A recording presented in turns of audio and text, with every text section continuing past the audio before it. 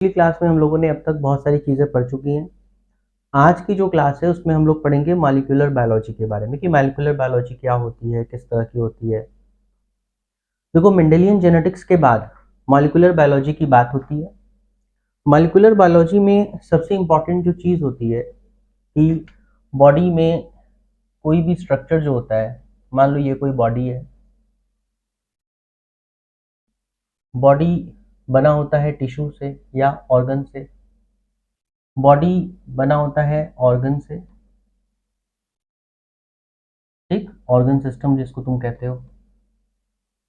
फिर इसमें टिश्यू होते हैं।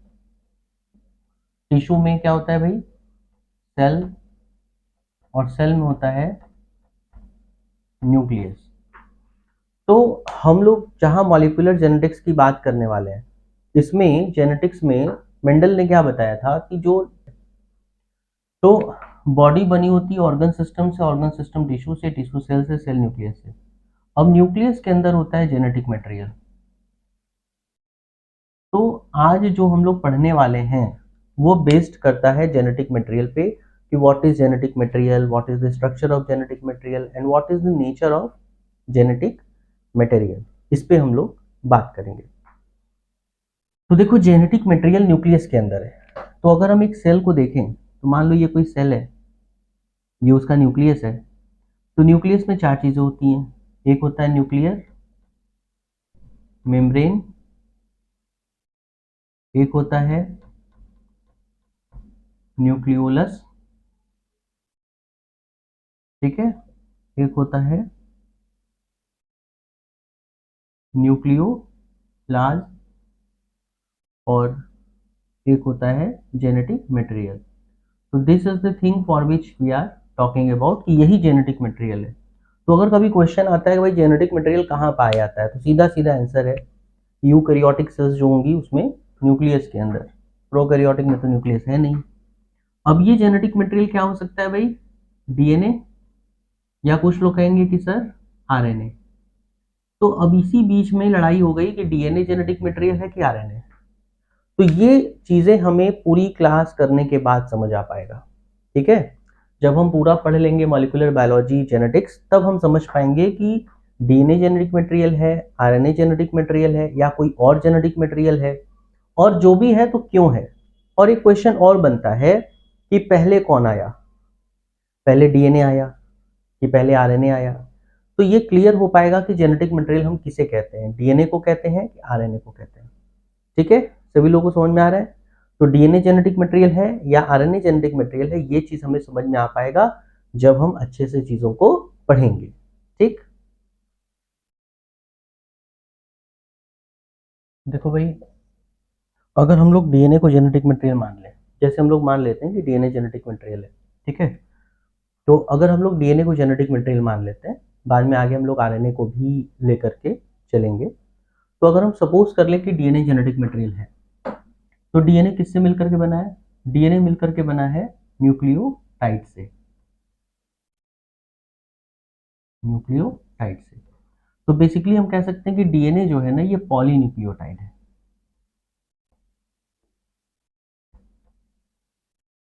DNA is the polynucleotide. DNA क्या है? पॉलीन्यूक्लियोटाइड है। तो nucleotide is the unit of DNA. DNA को अगर हम मोती का माला समझ लें, सपोज कर लें कि ये एक मोती का माला है, तो इस माले की जो मोती है ना, वो न्यूक्लियोटाइड है, ठीक। तो डीएनए अपने आप में न्यूक्लियोटाइड, पॉलीन्यूक्लियोटाइड, डीऑक्सीराइबोन्यूक्लिक एसिड कहते हैं इसको। तो डीएनए जो है वो न्यूक्लियोटाइड से मिलकर बनता है। अब जो न्यूक्लियोटाइड होता है वो बनता है न्यूक्लियोसाइड प्लस फॉस्फोरिक एसिड, और जो न्यूक्लियोसाइड होता है वो बनता है nitrogenous base plus ribose sugar. वो भी कौन सा राइबोस शुगर? दो तरह के राइबोस शुगर हैं, एक होते हैं डीऑक्सी, और एक क्या होता है भाई? नॉर्मल राइबोस शुगर, ठीक है। तो एक होता है डीऑक्सी राइबोस शुगर, एक होता है नॉर्मल राइबोस शुगर। और राइबोस शुगर किस प्रकार का शुगर है? पेंटोज शुगर है। ठीक, नाइट्रोजनस बेस दो तरह के होते हैं, कौन कौन से, कोई आइडिया बताइए, किसी को आइडिया है नाइट्रोजनस बेस कितने तरह के होते हैं? Purine and pyrimidine. ठीक, जो प्यूरीन होगा उसमें ए और जी आता है, पाइरीमिडीन में सी टी और यू आता है, यानी साइटोसिन, थायमीन और यूरेसिल। तो अगर कभी हमसे पूछ दे कि न्यूक्लियोटाइड बड़ा है या न्यूक्लियोसाइड, तो हम कह सकते हैं कि न्यूक्लियोटाइड बड़ा मॉलिक्यूल है, न्यूक्लियोसाइड उससे छोटा मॉलिक्यूल है। और जब न्यूक्लियोसाइड में फास्फोरिक एसिड जुड़ती है तब ये बन जाता है न्यूक्लियोसाइड। तो ये बात हमें याद रखना है कि डीएनए जो है वो एक पॉलीन्यूक्लियोटाइड होती है और डीएनए की जो यूनिट है वो न्यूक्लियोटाइड है। और न्यूक्लियोटाइड बनी होती है न्यूक्लियोसाइड प्लस फॉस्फोरिक एसिड से, और न्यूक्लियोसाइड में nitrogenous base plus ribose sugar होता है। और जो राइबोस शुगर होता है वो एक तरह का पेंटोज शुगर है। पेंटोज मतलब शुगर के कई टाइप होते हैं, मोनोज, डाइओज, टेट्रोज, ना, पेंटोज, हेक्सोज, इस तरह से कई प्रकार के शुगर होते हैं। तो पेंटोज शुगर होता है जिसको हम डीऑक्सी राइबोज और नॉर्मल राइबोज शुगर कहते हैं। ये जो नॉर्मल राइबोज शुगर होता है ये आरएनए में यूज होगा, तो जब आरएनए पढ़ेंगे तब वहां बताएंगे। डीऑक्सी जो होता है वो डीएनए में होता है, याद रखना, डी से डीएनए, डी से डीऑक्सी। अभी इसके स्ट्रक्चर पे बात करेंगे तो वहां पे डिस्कस करेंगे। और जो नाइट्रोजनस बेस है वो दो तरह का है, प्यूरीन और पिरिमिडीन। इसके रिंग स्ट्रक्चर होते हैं, आगे हम लोग अभी आने वाली वीडियोस में ध्यान देंगे इस पे।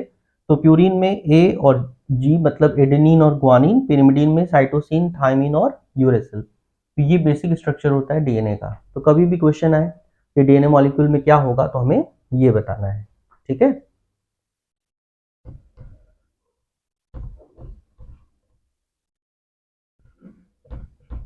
तो देखो ये भी क्वेश्चन हमेशा एग्जाम में पूछता है। जैसे क्वेश्चन क्या करेगा, क्वेश्चन करेगा कि डीएनए क्या है, तो हम बताएंगे कि DNA is the long polymer of deoxy ribonucleotide. तो ये डीऑक्सी राइबोन्यूक्लियोटाइड का लॉन्ग पॉलीमर है।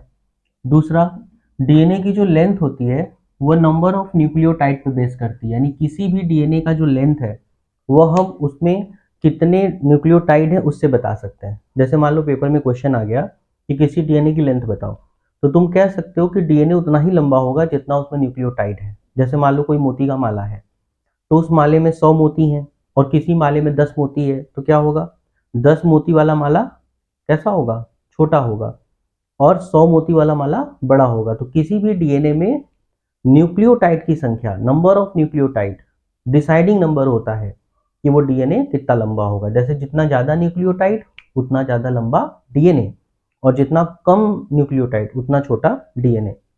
दूसरी चीज, न्यूक्लियोटाइड के नंबर को हम लोग बेस पेयर भी कह सकते हैं। तो बेस पेयर गिन लो या न्यूक्लियोटाइड गिन लो, बात वही है। और दूसरी बात कि ये कैरेक्टर्स होता है, हर ऑर्गेनिज्म में ना नंबर ऑफ बेस पेयर अलग अलग होते हैं। तुम्हें किसी का बेस पेयर सेम नहीं मिलेगा, मतलब किसी में अगर 20 है तो 20 फिर यूनिवर्स में किसी और के पास नहीं मिलेगा। तो ये क्वेश्चन बड़ा फेमस है पेपर में कि number of base pair is the characteristic feature of an organism, ठीक है। फिर देखो कुछ एग्जाम्पल इंपॉर्टेंट है जो हम लोग यहाँ डिस्कस कर रहे हैं। जैसे 5 × 174, 5 × 174 ये एक वायरस है ना। तो बैक्टीरियोफेज वायरस जो होता है 5 × 174, उसके पास 5386 नंबर ऑफ बेस पेयर होते हैं, यानी 5386 नंबर ऑफ बेस पेयर इसके पास है। इसी तरह से दूसरा ऑर्गेनिज्म देखो, बैक्टीरियोफेज लैम्डा, ठीक है, इसके पास 48502 बेस पेयर्स होते हैं। इसी तरह से ई कोलाई के पास 4.6 × 10⁶ बेस पेयर होते हैं। ह्यूमन के पास 3.3 × 10⁹ बेस पेयर।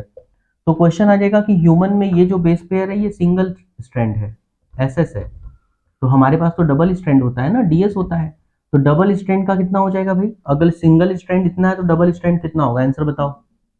चलो जल्दी से, ये तुम लोगों के लिए होमवर्क है, अभी तुरंत करो। और जो लोग वीडियो देख रहे हैं वो लोग तो घर से ही करेंगे, और जो लोग अभी बैठे हैं फटाक से बताइए भाई आंसर, कॉपी पे ऐसे दिखा दीजिए, बोलने की जरूरत नहीं है, ठीक है। वीडियो को मैंने छोटा छोटा इसलिए रखा है कि सभी लोग इत्मीनान से ढंग से वीडियो को देख पाए, ठीक है। बहुत लंबे लंबे वीडियो नहीं है, छोटे छोटे वीडियो है, अच्छे से आराम से देखिए, सीखिए। और इसी तरह फिर मिलेंगे अगले वीडियो में। Thank you.